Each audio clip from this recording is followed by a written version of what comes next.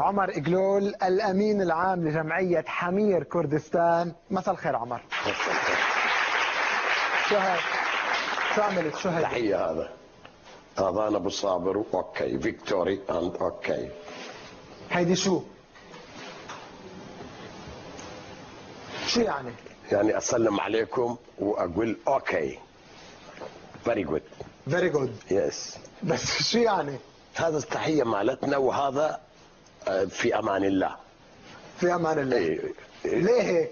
هو حركاته مني يزعل يروح يجي يسوي صريح.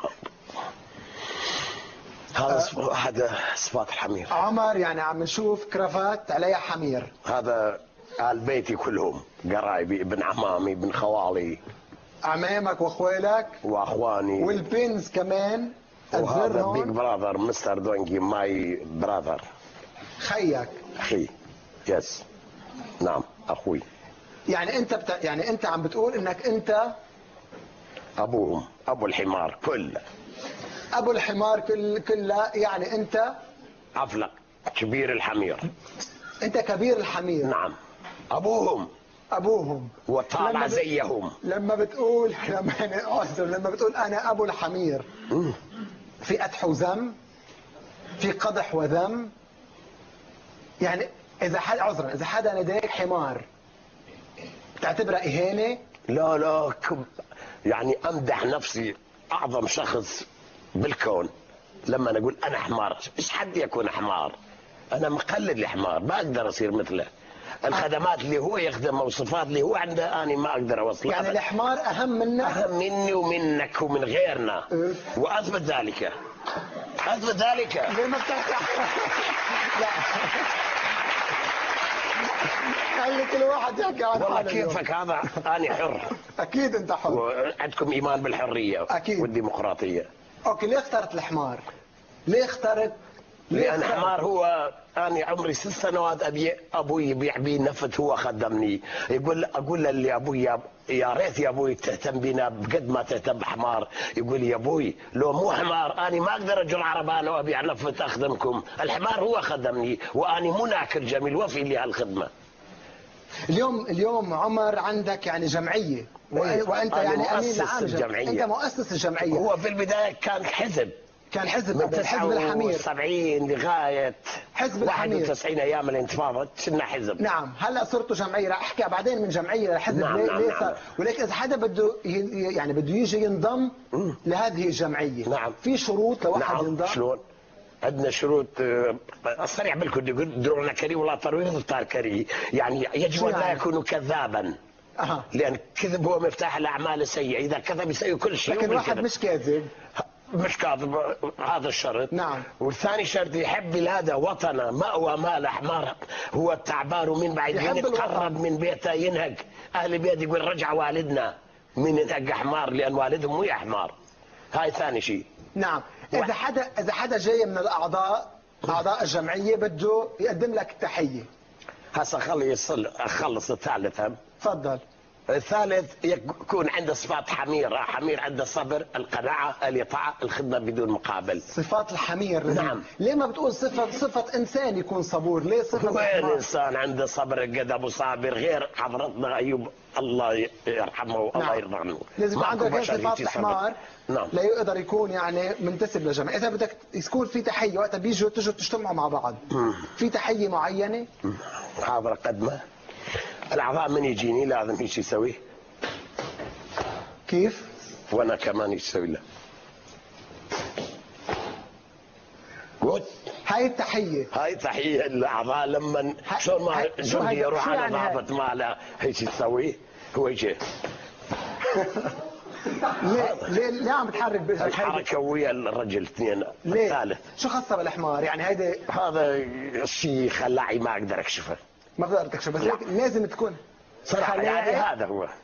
هيدا هو. نعم. شو يعني شيء خلاعي؟ ما اقدر، لان صراحة احترم النسوان اللي قاعدين. ايه؟ لابد بشيء. تحية خلاعية يعني؟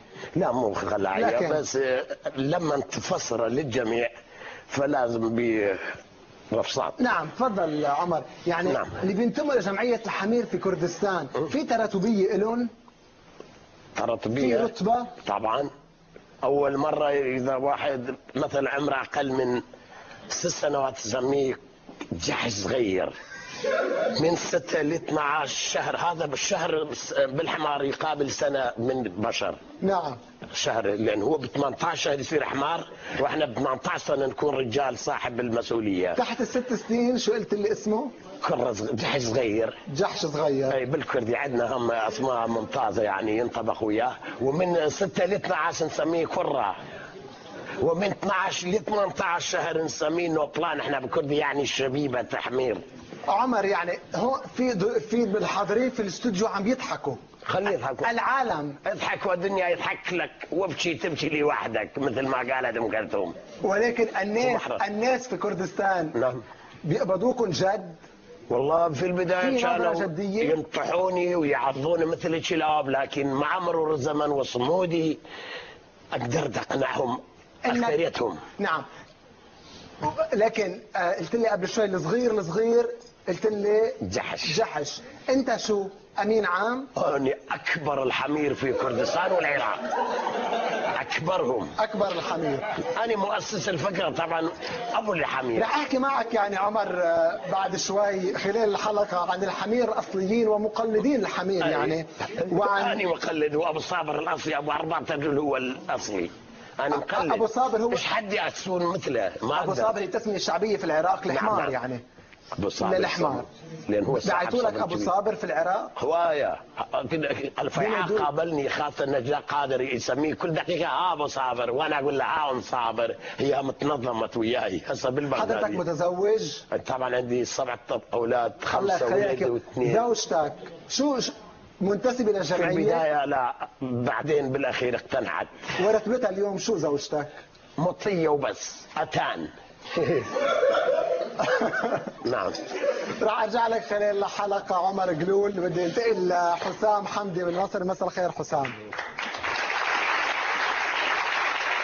يعني عمر اسس جمعيه الحمير الكردستانيه، انت لاي مجموعه بتنضم؟ العراقيه. العراقيه. فصل كردستان عن العراق. هدول شو الحمير جبتوا معك من العراق؟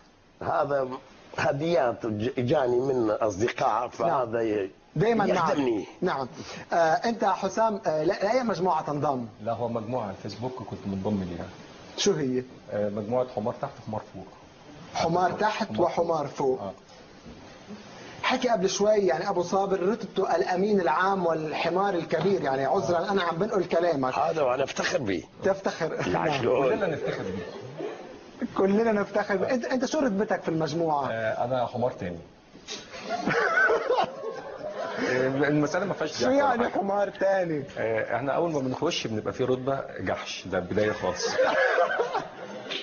اعلى عمر كمان. طب ماشي، ما هي المشكلة. نعم. ما هو اصل الموضوع زي بعضه. نعم. خلاص بيبقى جحش، بيبقى ده في البداية، بتبقى زي حاجة كده زي تحت التمرين لغاية ما بتتخلص من عقدتك الإنسانية وتتحول لحمار.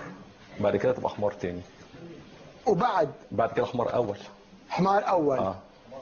وامتى بدك تصير حمار اول؟ لا، ده لسه بدري قوي. لسه بدري. يعني رح احكي بعد شوي معك خلال الحلقه حسام عن الجحش، الحمار الاول والحمار الثاني. يعني لا، ولكن انتم كمجموعه الحمير المصريه شو ابرز المناسبات والنشاطات اللي بتقوموا فيها يعني داخل هذه المجموعه هذه المجموعه؟ احنا عندنا 3 مناسبات. في عندنا يوم الضرب، يوم النهيق، يوم البردع. يوم الضرب؟ الضرب شو يعني؟ يعني بنضرب بعضينا عشان نحس بألم الحمار. نعم. بس. ويوم النهيق؟ يوم النهيق شو يعني؟ شو بتعمل؟ كيف بتنهق؟ شو بتعمل؟ عادي زي الحمار ما بينهق. عم تحكي جد؟ بحكي جد. وين بتم يوم النهيق؟ بنتجمع كلنا وننهق في شوارع القاهرة؟ لا، مش في شوارع القاهرة زحمة، لو شافونا هيضربونا يعني. اقول الناس مجانين هنخش السرايا. عندنا في سرايا صفراء اللي هي مستشفى المجانين. وين لك؟ بندور على مكان فاضي بنتجمع فيه، بنتقابل فيه ونقعد ننهق عشان نحس باحساس الحمار. على فكرة هو عاملة زي الغنى. ان هي الحمار ده بيطلع احساس الغنى.